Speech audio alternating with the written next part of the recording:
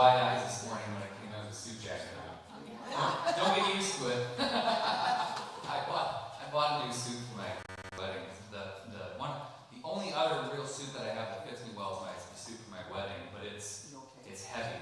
It's a 3-piece suit, and I love it, but it's also funny when I went through this whole process where I went to a tailor and spent a lot of money on a custom fit suit. It's fun to wear, but I ended up picking something that's essentially like a blue plaid with purple highlights, which I love dearly.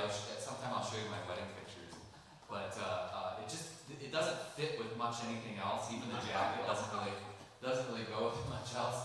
So I bought something that was going to be lighter fabric, and I'd survive the Wisconsin summer rain, and figured I might as well get use out of it rather than just using it for a wedding. So here we are. But like I said, don't get used to it. So I did some thinking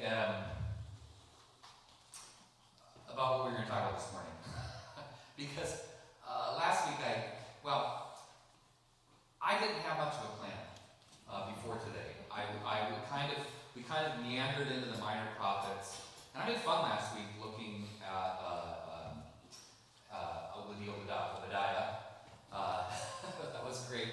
But then I was like, well, I've got one Sunday before I take off. What are we going to talk about? So actually, what I want to talk about today is just the epistles in general, okay? Because I don't know that we've actually done a class on this before, and I think it's really good.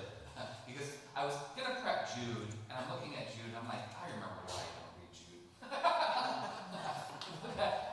Well, Jude is angry. Jude, and I'll give you the quick rundown on Jude. The authorship of Jude is disputed. Traditionally, the text itself claims it's by Jude, brother of James, who is the brother of Jesus. So, according to tradition, it's written by Jude, who also may be the different apostle Judas, not Judas Iscariot, who is also known as Thaddeus, I think they've all got multiple names. The problem with that authorship is that the majority of scholars date the authorship of Jude to at least late 1st century, more likely early 2nd century, meaning that Jude, the brother of Jesus, is long dead by that point. And really what's going on in Jude is a rant by a leader in the church, claiming the identity of Jude, just about how things are going wrong.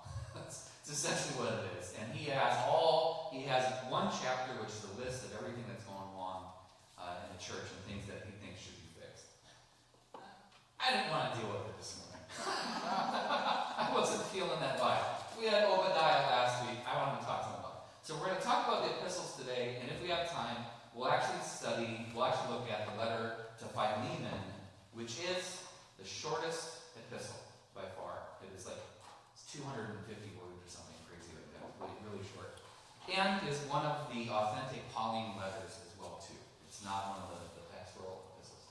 And you're asking, what is a pastoral epistle? What are the authentic Pauline letters? This, my friends, is what we're going to talk about today. Okay, confirmation quiz. How many books are in the New Testament? Shout out if you know it. How many books are in the Bible? How many? 66. Yep, so there's 66 books in the Bible. How many books are in the Old Testament? I do this quiz every week with my confirmation kids. They never remember it. It's been a long time since confirmation. Right? There are 39 books in the Old Testament. Okay. So 66 minus 39 is 27. 27. The engineers in the back got it. There's 27 books in the New Testament. I was going to guess 25, so I would have been close. You would have been close. Yeah, ballpark, right? The thing I always tell my confirmation kids is, number one, just remark at that number, right? This is why the Bible is a library, not a book, right? Just how many different types of writing there are. But then also, just keep in mind that the New Testament is significantly shorter than the Old Testament, right? Because you can do the whole thing where you flip the beginning of Matthew and pinch that between two fingers and look at the amount of material that is behind it. It's like, there's a lot more in the Old Testament. But we have 27 books in the New Testament. Okay, let's do some math here. The Old Testament goes back 6,000 years, whereas the New Testament's only 2,000. Well, it's more like 1,000 and 100 is the Old Testament or the New the Old Testament narrative spans about 1,000 years of history. Or 1,000 years of history. The New Testament spans about 100 years of history. Well, less than, but you know, about ish. That's the good ballpark. 1,000 and 100. So yeah, we would expect the Old Testament to be 10 times larger, but it's not really. It's complicated. But that's what I want them to understand, right? Is that there's a reason this one's a little bit shorter. Okay, let's do some subtraction.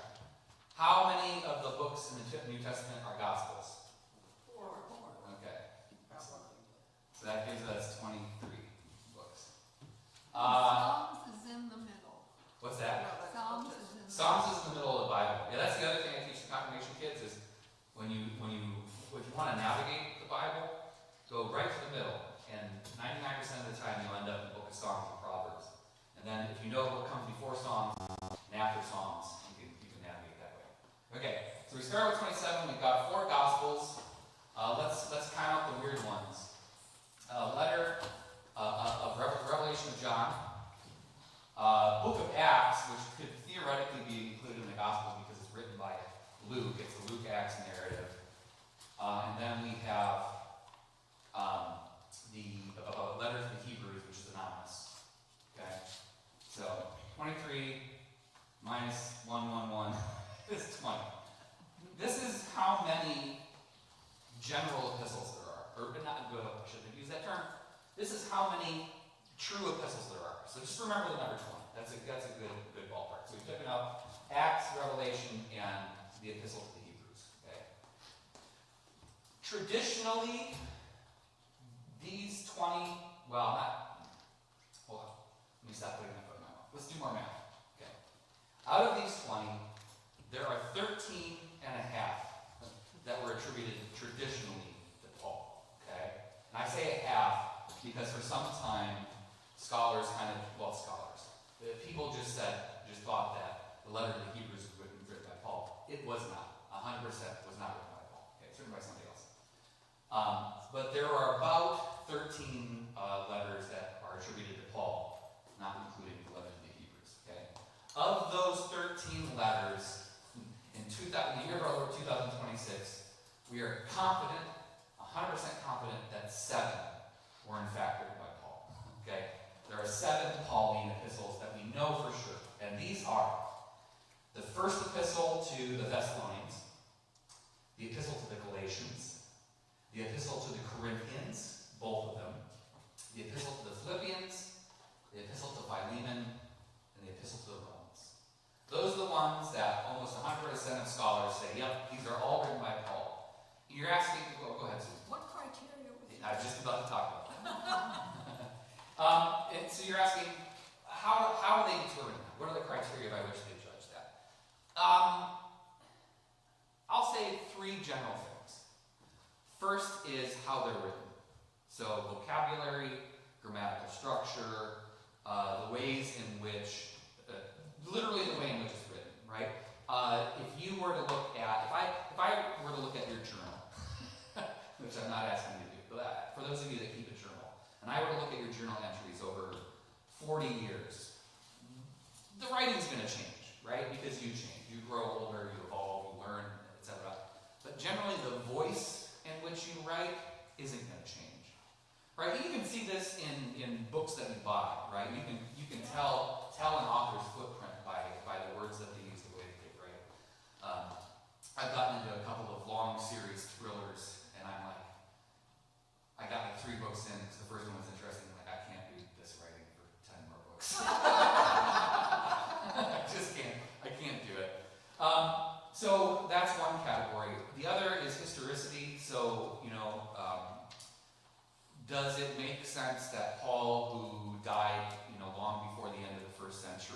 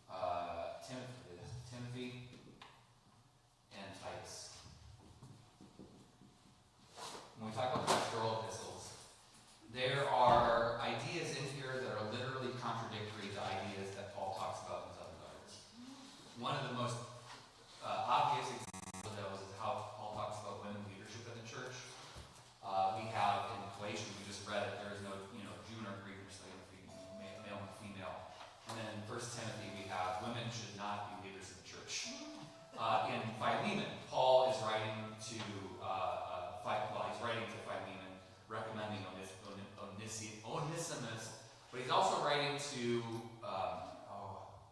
her name starts with an A. He lists like 3 women in the first paragraph, in the same sentence that he lists Philemon, the recipient, who is theoretically the Bishop of Gaza.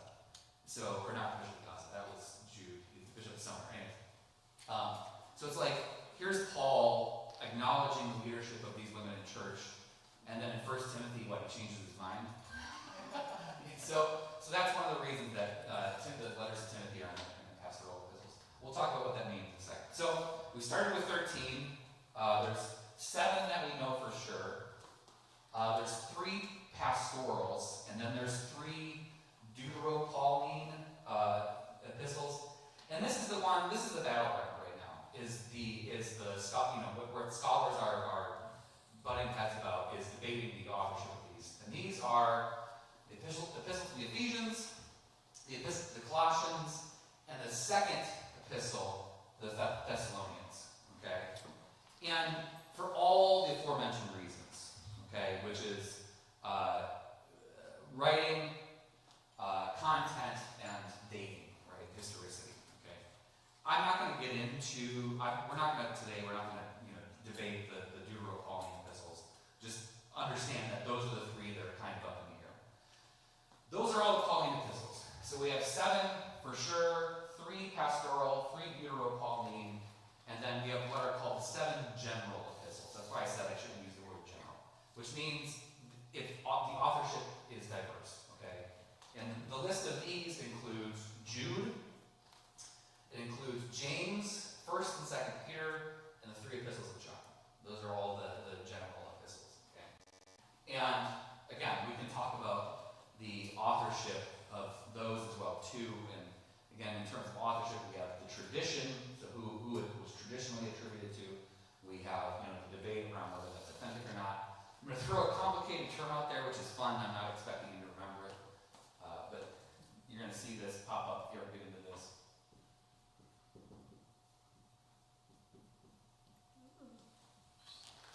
Pseudepigrapha. Let's play etymology here. What does this word mean? False, right? Like a pseudopod. It's not really a leg, but it's kind of like a leg. It's a false leg. And so we should be able to get this one. What's an epigraph? What's epigrapha? Writings around. Yeah.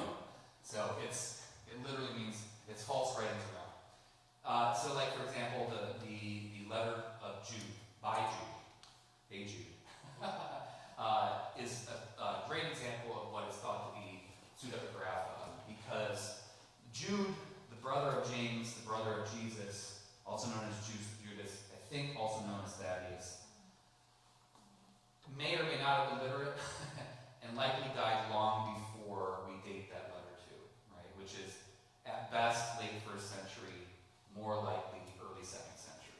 Okay. We're going to talk about the why around that in a bit. But what does that mean functionally? Like, what's going on here? Well, a lot. Because when we talk about the pastoral epistles, we're also talking about pseudepigrapha, which is somebody writing something in the name of a person.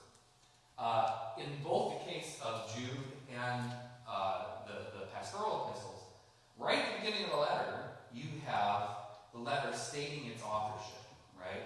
So Paul, Paul has a relatively normal opening paragraph that he uses and everything. I, Paul, servant of Christ, blah, blah, blah, blah, blah. It's in the pastoral epistles as well, too, okay? Here's the problem. Literally anyone can do that. In the 1st century common era, especially after the guy's long dead, literally anyone can write a letter and say, here's Paul's letter to these people. Now, an operative question, the important question is this somebody trying to fool early Christianity,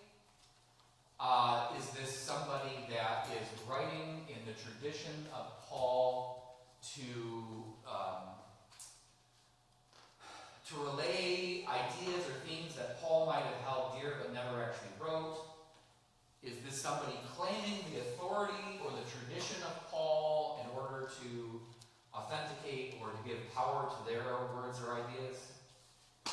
Yes, it's D, all of the above. And you're probably asking the question, when the canon was formed over 300 years, did people know that these were pseudepigrapha? Maybe, probably not. But it didn't really matter. I'm going to throw that out there. Because again, the way in which the canon was formed was not by a team of scholars researching the historicity of the texts and analyzing the theology. It was because those books were used by the community, right? That's how the canon comes out. So they weren't necessarily actually even asking the question around, well, was this really Paul? It was informative to faith, if that makes sense. Now, I'm going to throw this out here. Feel free to struggle with this as much as you want. Can we change our minds? I'm not saying we remove these books from the canon. Canon's closed. I don't want to deal with it. But can we change our minds? So, for example, in something like 1st and 2nd Timothy, which has explicit language forbidding women from participating in leadership of the church, can we say, well, I've heard your input, and I've decided I don't care. and why do we do that? It isn't just because we're willful and ignorant and we're disobedient of Scripture, like many would claim. Okay, it's for a lot of reasons. One of which is that Jesus never seems to say that women can't participate in leadership of the community. In fact, I can make a really strong argument that the first evangelist is Mary Magdalene. Okay, so in terms of obedience to the gospel, we have Mary Magdalene's got a pretty strong vote, in my opinion. Additionally, we have in other calling epistles, Paul not only not forbidding women from being in leadership, but recognizing and celebrating the leadership of women in the church. Okay, so whether this was written by Paul, who got grumpy in his old years, or whether somebody was claiming Paul's authority and name in order to throw their hat into a debate that's going on in the community at that time, we who have been gifted wonderful brains by our divine creator get to use them and make decisions about how we function as a faithful community. And this is, again, this is such a nuanced conversation that we'll never get to have with people who are detractors, especially when it comes to women and gay leadership in our church. But who cares? I mean, go ahead, Susan. Wasn't it Paul that said that women shouldn't speak in truth? Yes, that was Paul, and that is 1 Thessalonians. And hold on, you caught me right as well as I take a sip. That was a fun Bible study.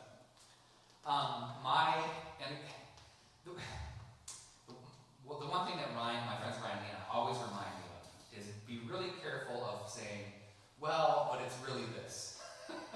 Because they're like, it's never really this. It's that might be, it also might be the other thing. It's more that it's complicated. And that's what it comes down to with this. My Pauline professor in seminary had a long lecture on the nature of that text and the complications of female hierarchies within the growing church in terms of wealth inequality and in terms of caste and status.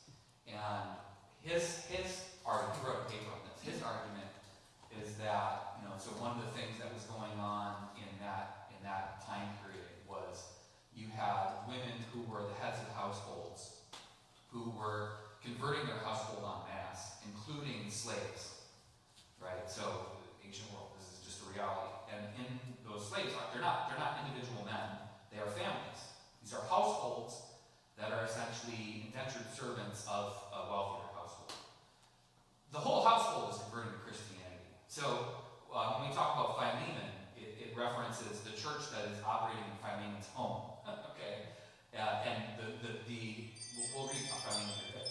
The conflict in Philemon is that Philemon had a slave named Onesimus who has run away, and now Paul is asking Philemon to take him back, but not as a slave.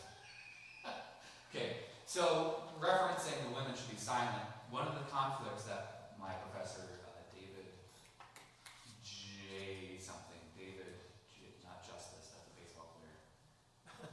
Jacobson? No, too Scandinavian. Come to me with it. One of the things that he argues is that the reason that Paul again putting out fires, and it's not intended to be church-wide, it is intended for that community because there's conflict amongst these social castes of women within the community. In a scenario where women are very likely the leaders of that community as well too, right? So it's literally a fight, and Paul's like, you can't get along, maybe just don't talk. Which is not the best advice to give to people, but it's, Paul's doing the best he can with what he's got, man. Maybe that's why you never got married. Yeah, well, reading Paul's writing, I'm not entirely shocked that he never tied a knot, but the dude was also busy, he never took the time he was never going to settle down. He was a man on a mission, literally. What were you talking about? So women. So, it's something to think about, right? Which is, and also, here's the thing, right? These 7 that we know are Pauline. Does that give them any more weight than any other letter? Maybe if Pauline theology is important to you, which to us Protestants is kind of the thing, where our grace stuff comes straight out of Paul. Again, it's something to think about. When we talk about, something like the Deutero-Pauline letters, the in-between Pauline letters, should that affect your reading of those texts? No, maybe. But again, it's not intended to be like, this is not canonical. It's just like, here's the information we have available. Include that information in your exegesis, right? That's what the importance of this is. When we get to something like the general letters, which is the book of James, despite it not being favored by Luther, is one of my favorite books and one of my favorite verses because it gets to the point. and believe it or not, I think that what makes this church is more about what we do and less about what we say a lot of the time. So I really think that, in fact, faith without works is dead. Luther felt threatened by that. Again, that's the context. That's the In context. this context, Yeah. it works for everything. So. Yeah. Thoughts, questions, conversation? Put my What hair is your favorite James? Or can you answer that in a short answer? No, he can't do that. Yeah, I can. Yeah, Just curious. I can. And also, as many folks know, when I say favorite, what I actually mean is top 10. Or I would even say top 27. It's one of my top 27 books in the New Testament. But I like James a lot. And I kind of gave the reason already, which is that, let's talk this through real quick. So, again, because I did this with my confirmation kids as well too. So, Jesus dies in the year 30-ish. Okay? For the next, let's say 20 years, stuff happens. This is the Acts of the Apostles. This is the evolution of the Christian community beyond Jerusalem. Okay? When I say stuff happens, I'm being a little bit snarky, but things happen, right? From 50, 50-ish. The 40s to the 70s is when Paul's doing this shit. Okay? And it's not necessarily about Paul, it's understanding that the major early expansion of the church is happening during this time period. And I'm not necessarily talking in terms of numbers, I'm talking in terms of the gospel going beyond Israel. Okay? What happens, in my very illegible, what happens in 70? Temple gets destroyed. It's the end of the Second Roman Jewish War. Temple gets destroyed.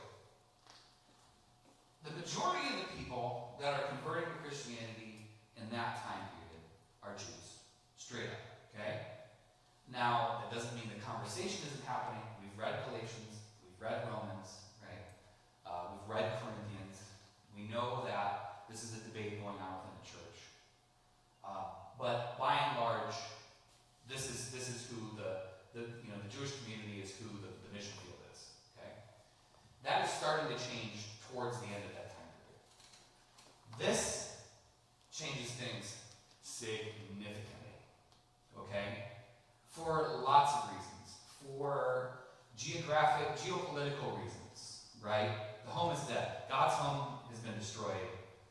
why are we still living in this place? It's the early beginnings of the diaspora. Okay, it is the catalyst of what becomes the diaspora over the next several years. But additionally, it changes things for Judaism philosophically and theologically. Right, the home of God has been destroyed. What does it mean to be the chosen faithful, given the promised land that is now occupied wholeheartedly by Rome, and our building has been destroyed? A question we're still killing each other over 2,000 years later. Praise Jesus. That's sarcasm. So I want you to keep in mind how that changes things, okay? Because then what we have happening between 70 and 100 is a transformation of the church. And again, these are really ballpark figures. You can shift these dates by a decade in either direction, no problem. But one of the things that is happening is the transformation of the church, wherein we're getting more Gentile, more Hellenistic conversion happening. And think about what that does to the nature of the community.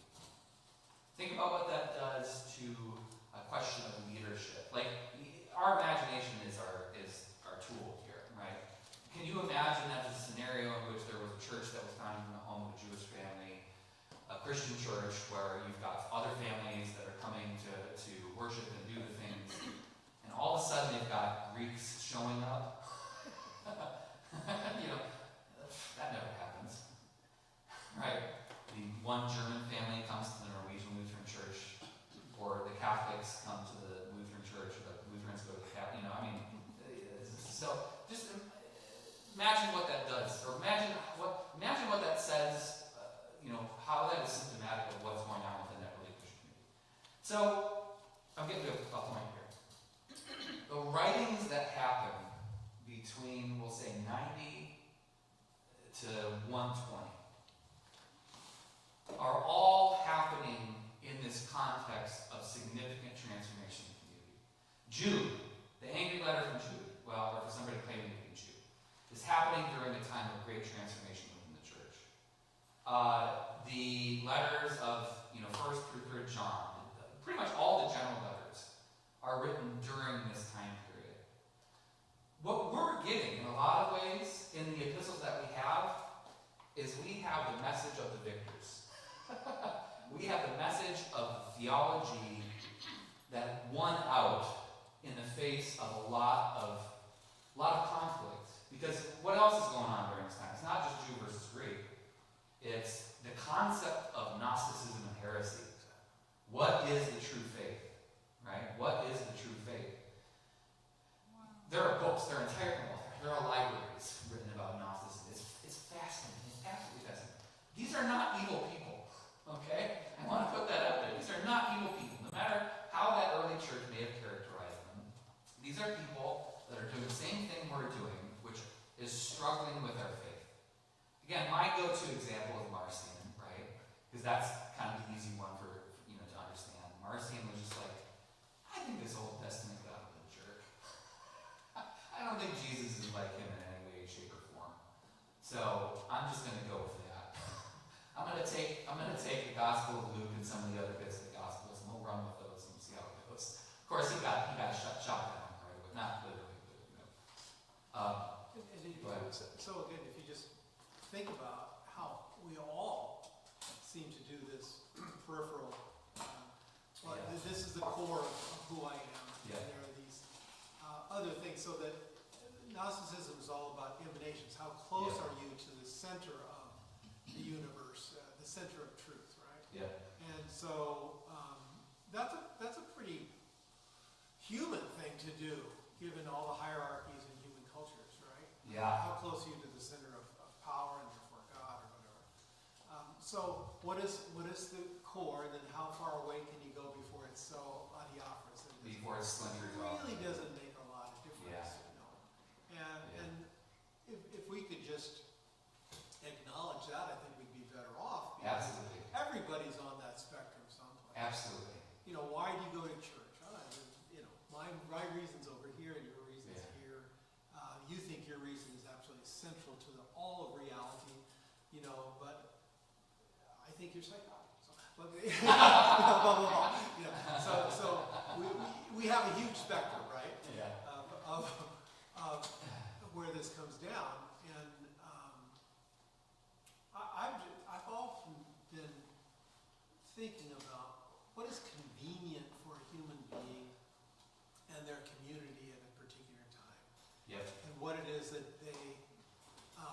moved, to the center and say, this is the truth.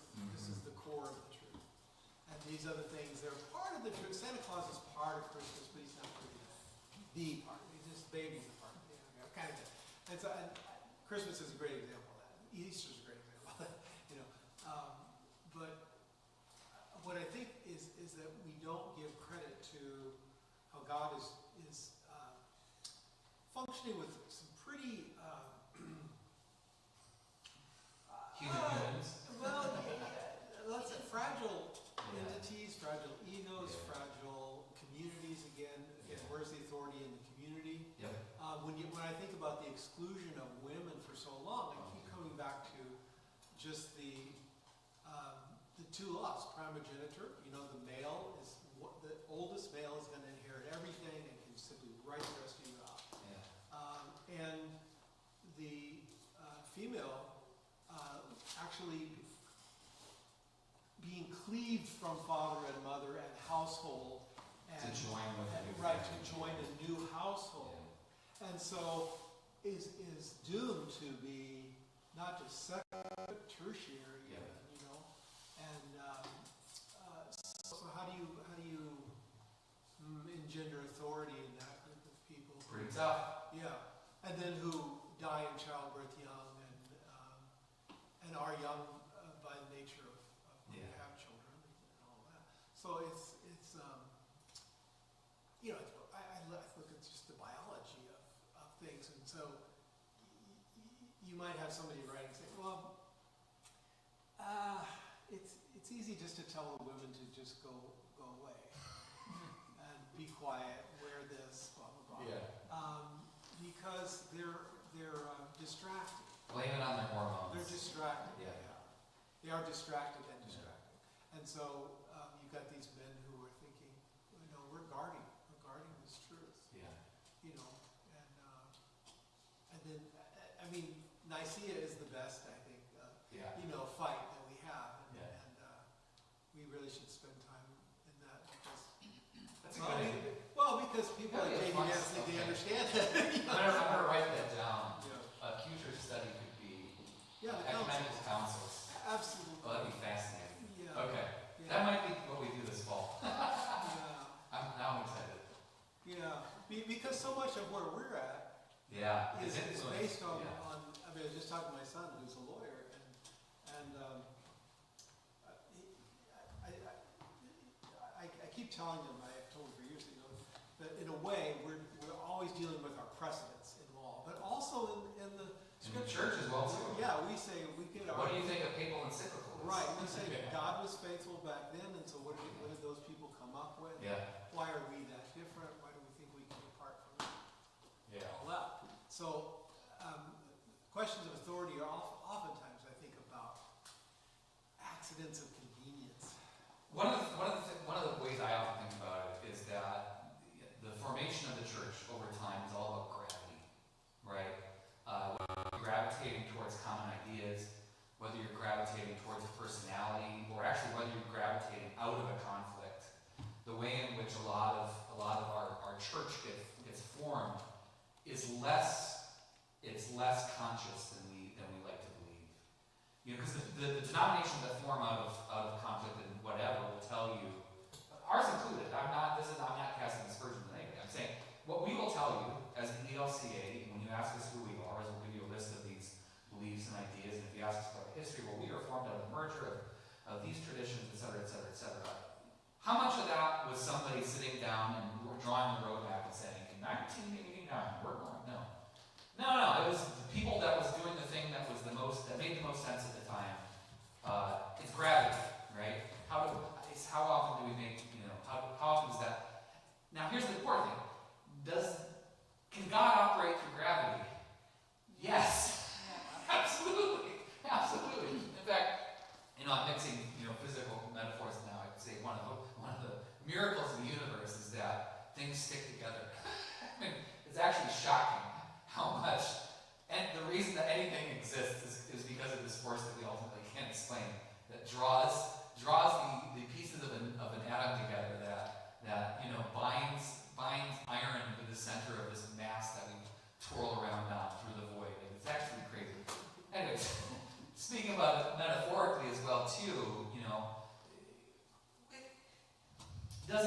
whatever, whether this is like foreordained forethought or whether it is because of convenience. Yeah, it does. It does, because then at the end of the day, we look at where we're at now as Lutherans in the 21st century, as the LCA in the 21st century. We look at our beliefs, things that we hold dear. Is there intentionality in there? Yes, absolutely. Is some of it accidental? Yes, absolutely. And so we should walk this earth very humbly. That's ultimately what it boils down to, is just walk humbly. That's it. Because as much as we think our ideas are great, so do the other people that think their ideas are great. So walk humbly. And understand that in a lot of ways where we got up to, where we are at now is accidental, right? Meaning it's not because of something went wrong, but it's because we dropped the Pachinko chip and it bounced this way and ended up in that category. Anyways, now I'm talking about Price is Right. Let me finish this thought and then okay. So back to the earlier question about women in the church. Okay, there's an important piece here as well too, which is again, did the leadership of women within the faith community die out because God ordained it to be so through the words of pseudo Paul, or because that's just what happened? And unfortunately, it's because that's just what happened. And in fact, we can put a pin in the early 2nd century as the point where the nail in the coffin of women in leadership kind of begins to happen. Insofar as that as the institution of church becomes more concrete, the spaces for alternative leadership, I shouldn't even be a word, but the spaces for alternative leadership disappear. And again, what Paul is saying is it might even be accidents of culture and biology, insofar as that why were women not powerful in the church? Because they weren't powerful in society. And would that it were different. In fact, I could make very strong arguments that Jesus, included in the sinners and the tax collectors, is empowering women through his ministry. I mean, how many stories do we have of Jesus, against the advisement of his disciples, interacts with random women in the countryside and empowers them? What does he say to the woman who's hemorrhaging? Your faith has made you well. Your faith has made you well. Does she ever say that to one of the guys? No. So we're hearing your words. How about the words from a female activist? This would be a very, very fascinating question. Yeah. I missed the question. We're saying, here's the white cishet man up here, lecturing us on female leadership in the church. Well, two things. Yes, absolutely. One of the things that I will tell you that I hear from my colleagues that are women is that even in Portland, Oregon, one of the most progressive cities in America, in the 21st century, being a woman as a pastor is hard. And it's because of a lot. It's because leadership of women within our denomination, or just in general, is relatively new. And so there are structures and biases and people that have not changed and will never change until they die. And I'll tell you, that I know that has operated within this community. I know that historically, if you talk to the women who have served this congregation, which there are two, they had a hard time here. And I'm not casting shade or trying to guilt us or anything. I'm just saying,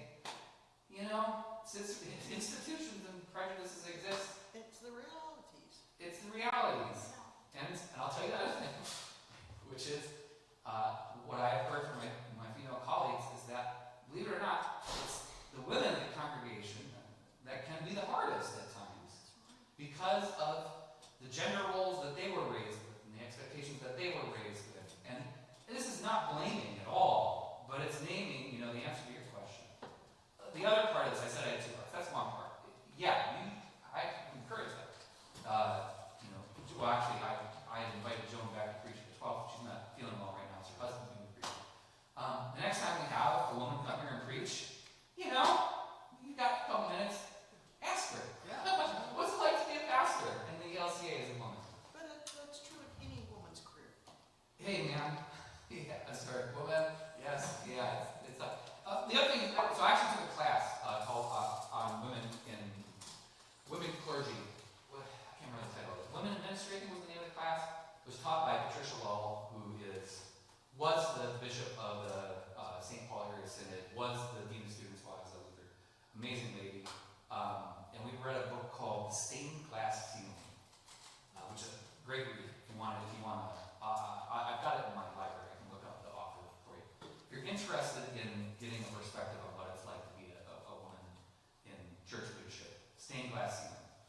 Pretty much describe. You get the metaphor, right? Okay.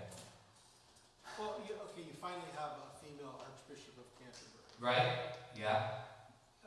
Again, what's the convenience factor? The convenience factor is you've had some 60-year period here of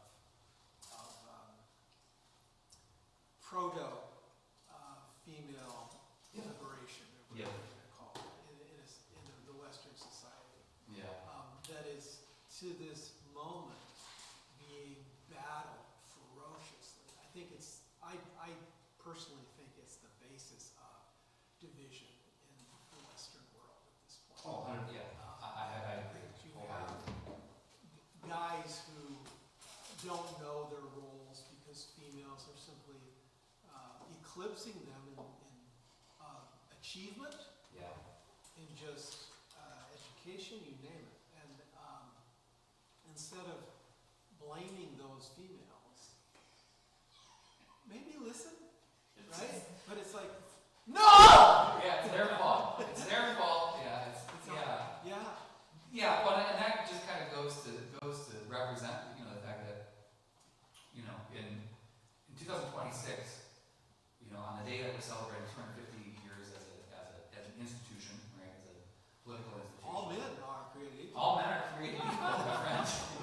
Which is a very snarky, sarcastic way of saying, and I can't remember which president said this, is that, let's put the emphasis on a more perfect union, right? More perfect union. That's what it says. Is that we are constantly, just in the same way that we talked about, this will come up in the sermon today too, the 80th anniversary of our congregation.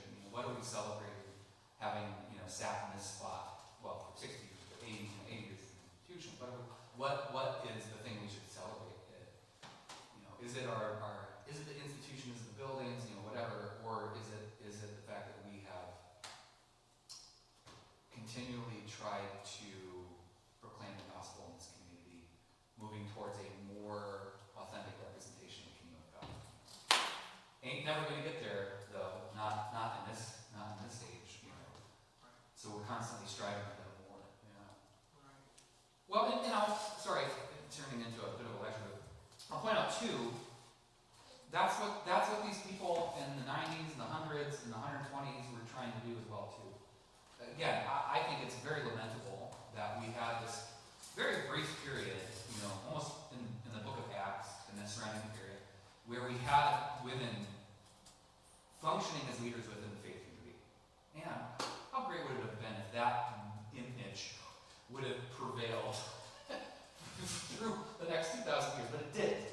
But I would say too that, on the other hand, people were trying to do the best with what they had. Were there prejudices involved? Yes. Were those prejudices inherited from their culture and their context? Yes. But we got what we got. We got what we got, We did the best with it. Kurt, go ahead, sir.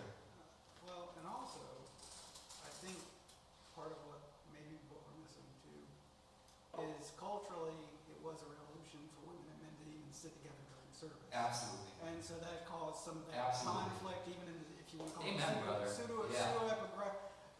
My understanding is that what he was speaking to was women and men were sitting together and they were talking during church. Yeah. And so Oh, okay. it was causing now this is coming from it was causing actual conflict in terms of like nobody can understand what because the woman's asking her husband, and so that's a portion of the, like I said, now this may be imaginary or not, you know what I'm saying, but anecdotally, that's the other reason here. Everybody just be quiet. Listen to whoever's speaking at the time. Yeah. But it was a revolution for women to do that. Absolutely. Where I see, I guess, the bigger during Constantine when Oh yeah. you get the Okay. governmental structure, and then you're absolutely the power. Don't take get me away. started. I'm sorry. No, that's So we were that's also, the church that's- was doing something revolutionary even in the church in Jerusalem. absolutely. And sort of going to the liberation of women. Yes.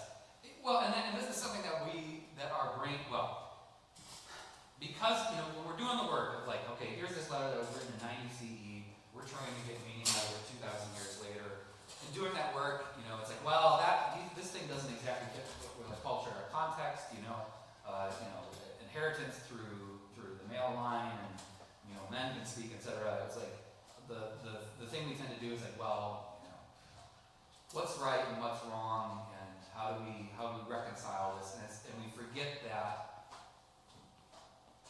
everything was new for them too, right? Like this is, the ministry that these early communities were doing.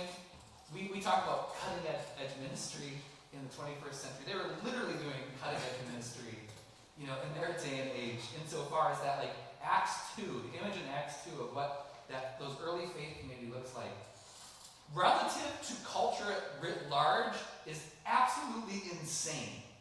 It is absolutely insane. It is counter-economic, it is counter-cultural, it is just, God bless it, there's no way that was going to survive. But see, you could get killed for doing that. You could get killed for that's why I say it was cutting edge. Yeah, it's cutting. Yeah. Exactly. They did get killed for Get doing killed it. for Yeah. doing that. And it wasn't just for being, Jewish cultists. It was because they were doing things that ran against culture as well too. I mean, we talk about. Let me just rant for another 10 minutes. But we talk about for those of you that remember back to what it was like during the end of segregation, right? And how you would get in trouble for dating somebody that was a different color than you, right? And this is just people loving. This is just a relationship, but that's cutting edge ministry, right? And you have these people in in the Acts 2 church that are sharing their valuables in order to care for everyone, right? Including those that are not protected by the legal structures, the widows, the orphans, and the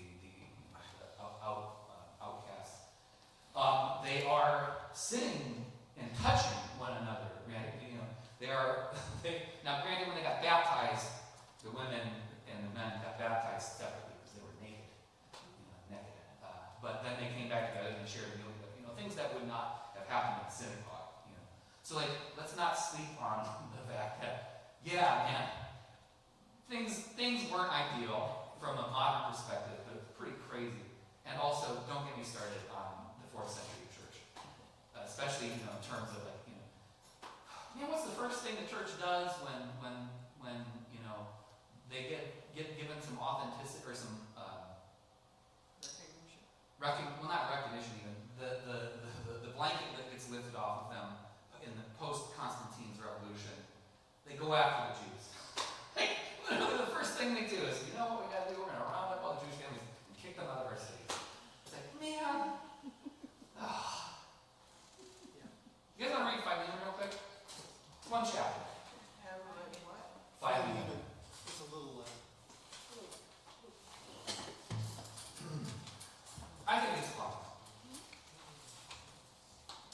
When somebody finds the page number, shout it out. 1969. Is it really? Yep. 1969.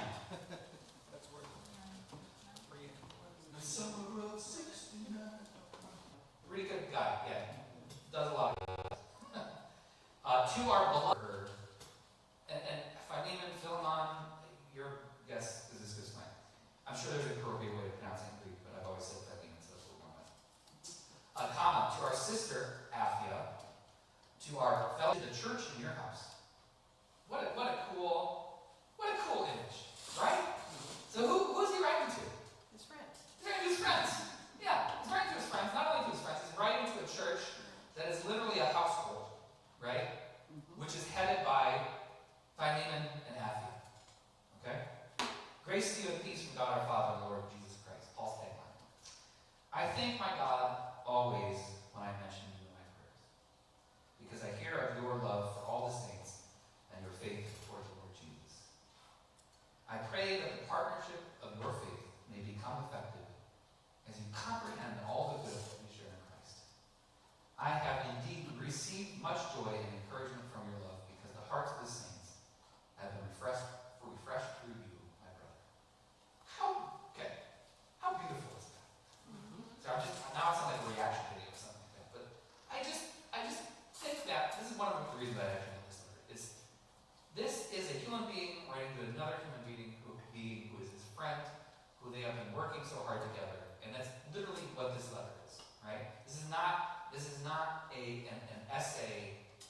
theology of grace. It is a letter from one friend to another. Okay? And it's in our Bible. I think that's great. For this reason, though, I am more than bold enough in Christ to command you to do the right thing. Yet I would rather appeal to you on the basis of love. And I, Paul, do this as an old man, and now also as a prisoner of Christ Jesus.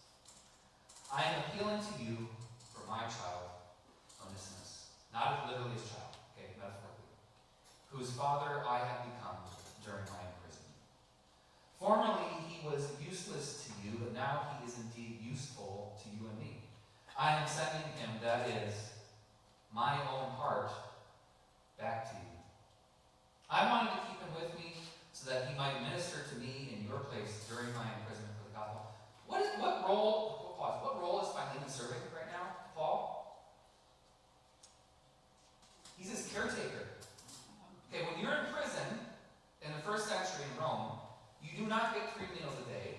You do not get guard time. You're locked in a house, right? You're locked in space, and you hope that somebody is there to bring you food and take care of you. What has Onesimus been doing? That. He has been caring for Paul. And notice the language.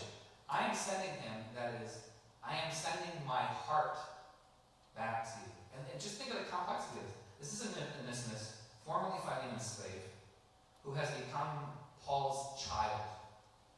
Right? Okay. I wanted to keep with me so they might minister to me during my imprisonment for the gospel, but I preferred to do nothing without your consent in order that your good deed might be voluntary and not something forced. Perhaps this is the reason he was separated from you for a while, so that you might have him back for the long term. No longer as a slave, but more than a slave, a beloved brother, especially to me, but now much more to you, both in the flesh and in the Lord. So if you consider me your partner, welcome him as you would welcome me. If he has wronged you in any way or owes you anything, charge that to me. I, Paul, am writing this with my own hand. I will repay it. I say nothing about your owing me even your own self. Yes, brother, let me have this benefit from you in the Lord. Refresh my heart in Christ.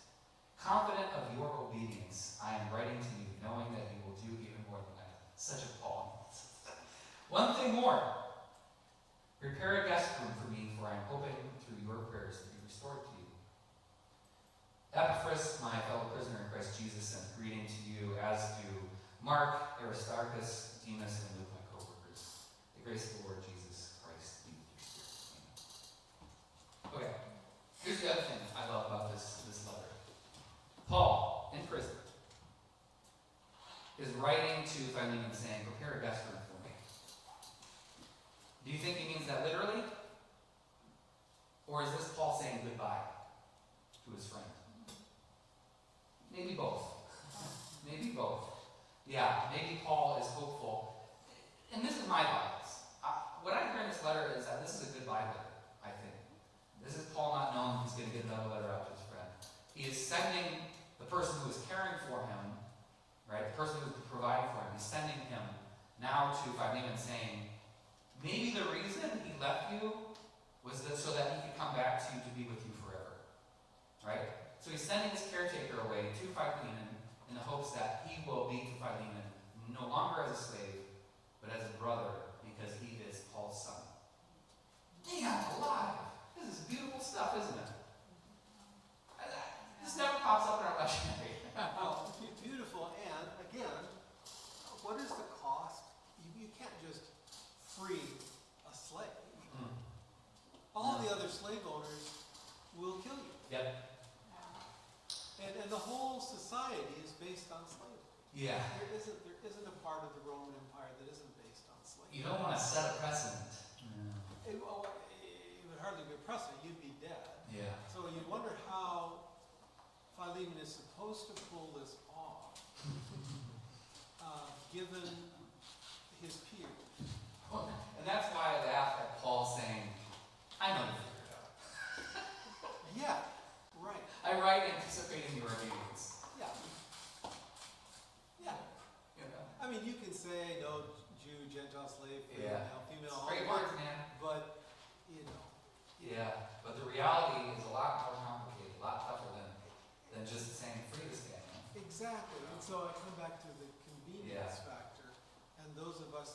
we thought, well, yes, I'm an obedient Christian. Yeah. Really? Yeah. Really? Yeah. How do I even How do I begin to think measure about up against pulling this? this off? Yeah. Yeah. Yeah. So, the question of our obedience to Christ, and in this case to Paul as representative, he's again Gnostically an emanation from Jesus, right? Yeah. He's closer to Jesus than you are, so you Yeah. better listen to him. As we measure the concentric circles away from Jesus. Exactly. And so, I really wouldn't, I hesitate to mention it in this way, but you owe me your very life, you turkey. Yeah. What do you think you're doing? Yeah. Yeah, right. Yeah. So there's a fair amount of manipulation going on here. Oh, this is 101 in manipulation Passive on Paul's aggressive. part. Yeah. And it doesn't explain how he is a slave. Is it by heritage? Is it by he owes you money? Is it by? We'll probably, we'll never know. No. My estimation, just because it's like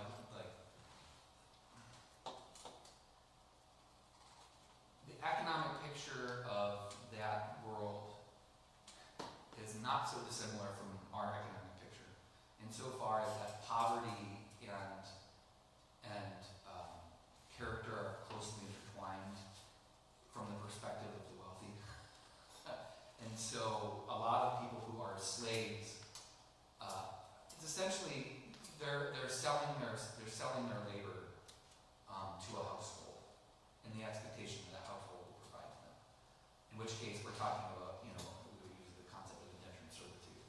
Now Rome is a state of conquest. That's how they survive, and they are bringing back slaves from the frontier. I honestly don't know what that market looks like. Are you buying slaves from Turkey and North Africa in the marketplace? Movies paint to be so. I would have to defer to somebody who's knowledgeable of Rome in the first century to give me a better picture of that. My guess, just based off the guy's name, being a very Greek name, is that it's the former. This is economic slavery. I think. I don't know. Would the Romans just release Onesimus willingly because Paul asked him to, or? No. Yeah. Yeah, this is the thing. This is the tough part. We read it Yeah. as if it's completely Yeah. up to you, and it is, but Yeah. it's going to be at the cost of your life. Which- Life, reputation. Right. Yeah, financial stability. And when you're an old guy like Paul is, maybe Paul, it's, Paul, maybe it's old man. easier to talk about, it'll cost you your life, but no big deal. No big deal. But no, the Romans wouldn't release him though from prison. Well, again, he's not being held by the Romans. He No. was being held by Philemon's household, but But reality, it would. once a slave, always a slave. Yeah. Okay, so would the Romans release the caregiver of? That's a question I would love to ask Philemon. I don't know, honestly, Sue. Yeah, You would have to ask somebody that knows more about, prison system. first century Rome and in terms of the slavery market for that. And, The only pieces I get is like gladiator, right, or but it's a question of how the Romans are Spartacus. governing that province. yeah, Because their Yes. whole system is a slave system. yes, And they want to cultivate the authorities in the area, the ethnic authorities. But such there a are way that- limits to that. And one of the great limits is, Judaism. you don't just up in our slavery system. Right. It's the basis of everything. Yeah. Yeah, sorry, we didn't wrap up, but this is a different squirrel case. But one of the fascinating things is just studying the cultural conflict between Judea and the Roman government. Yeah. Because it's hilarious when you actually think about it, is they can't serve in the army because they insist on taking Friday night and Saturday morning off. And they have picky food restrictions, right? It's hilarious. It's so funny. Which is one of the reasons why the Jews are persecuted by Romans, because they're such a pain in the butt. you still have a group in Israel